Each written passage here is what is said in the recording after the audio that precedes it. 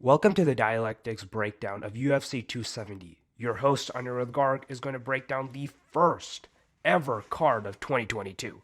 It's January 21st, and as of recording this, I am fresh off a high from watching one of the most exciting and crazy and unexpected cards of the entire year. And it's just January.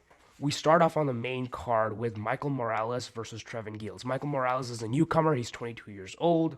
He just came off the Ultimate Fighter. This is his first main card debut. And in the first round, he knocks out Giles. Gets him to the ground, hits a ground and pound. Those nasty shots, a couple to the back of the head. It was a painfully slow stoppage, but it was the right call. Credit goes to the ref. At least he gave Giles the chance to fight back. But overall, it seemed like a very strong showing for Michael Morales, and we can expect more from the future for him. The second fight on the card is Said Magametta versus Cody Steeman.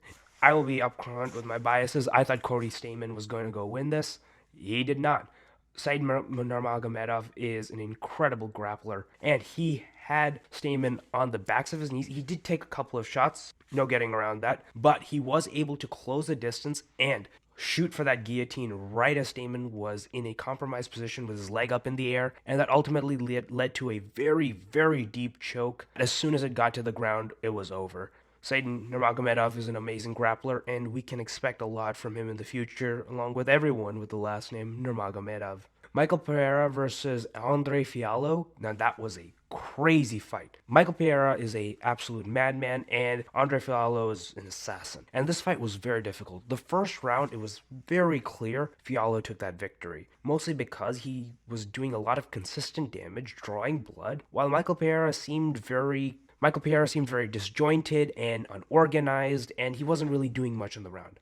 Round two is very different because here Michael Pereira starts teeing off and does a considerable amount of damage on Fialo. And Fialo, for his credit, takes it. But you don't win points for taking damage from your opponent. And ultimately, the second round, which was the greatest showing for Pereira, and the third round, which is a moderate but decent showing, essentially shows that Pereira outstruck him and did more considerable damage. Now, there were a couple of big shots landed by Fialo, but they were by no means enough to sway the judges. It was a clear 29-28 for Michael Pereira, the crazy Brazilian madman.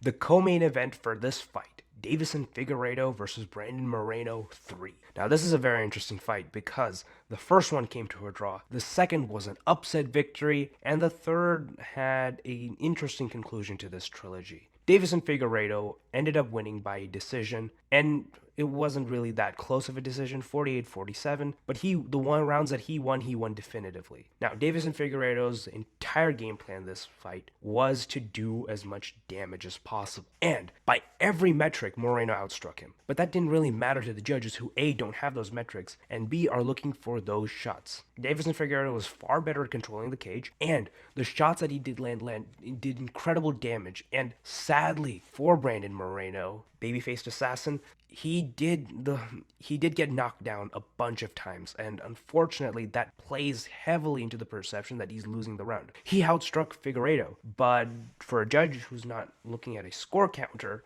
it seems very clear that he's not going to win. And so this is the end of the trilogy. Now, could there be a quadrilogy? Could there be a fourth match, a fifth match possibly, depending on the results of the fourth? It could be true because so far they're 1-1 and a draw. If there's no upward momentum in the flyweight division, then we might need to see this match run again. And I, for one, want to see this because even though these men have spent 75 minutes with each other over 15 rounds, they still have incredible fight chemistry and very entertaining showmanship. Hopefully we can see this again, and I can be vindicated by having Brandon Moreno win. No hatred to Figueiredo, he's an amazing athlete and a well-accomplished man, and he definitely deserves his title. I want Moreno to win. Now on to the main event, Francis Ngannou versus Cyril Gane. This fight was very interesting because by every metric, Cyril Gane seemed to be the favorite. Dana White was talking about him favorably, the press was giving him favorable attention, and the odds were in his favor. Which is crazy because Angano has almost always been the favorite. He was the favorite the second time he fought against Stipe, despite losing the first time, which he was also a favorite. And this was very interesting because there was some speculation about how bad Ngano's injury was. He had compression sleeves around his knees, but we didn't realize how poorly it was until we entered this fight, and we realized that he didn't have access to the power he was famous for. And for the first 2 rounds, Cyril capitalized on that, weaving in and out, doing a lot of superficial damage to Angano. It made it very clear that Angano A could not hit Gon, and B, even if he could hit Gon, could not generate the power to knock that man out. But it was also clear that Gon didn't really have the power to damage Francis, and in the few times when they were in the clinch, it was obviously clear that Ngannou had a significant strength advantage. So really, it was a fight where the best Gon could do is not lose. And unfortunately, as the fight went on, rounds 3 being the main turning point, Ngannou pulled out that grappling. So apparently he's a wrestler now. Ngannou pulled out the grappling. He went for a beautiful double leg that absolutely swept Gon off his feet. Gon tried to go for the Kimura, that didn't do anything, and it was clear that Ngannou was going to be on top and dominate. Fortunately for Gon, but unfortunately for Ngannou couldn't land a lot of shots from the top position. He landed a couple whenever he managed to take the back, but it was very clear that Ngannou wasn't focusing a lot on doing as much damage as possible, but maintaining position. It could have been because he was gassed out, he didn't feel the ability to generate power, maybe he had some sort of injury in his shoulder or elbow that could be exacerbated. We will never know. But he focused a lot of his time on trying to get good position. And for round 2 and for rounds 3 and 4, that was the call to make. Now, round 5 was very interesting because Gon comes back with a takedown. And we're always thinking, okay, that's possible. That unfortunately doesn't pay off too well. Ngannou sweeps him and takes top position.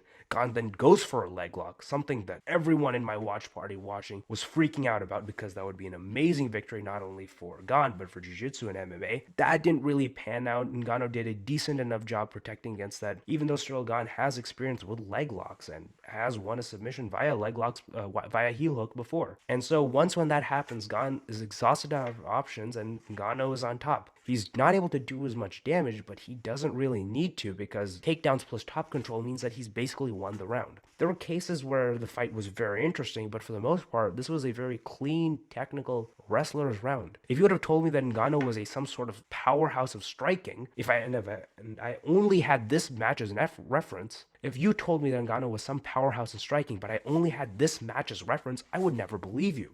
But this is an evolved game from Ngannou. He had these new double legs, wizard kicks, clinches, and it's showing a clear progression on his part. Now, Ngannou's contract with the UFC is kaput.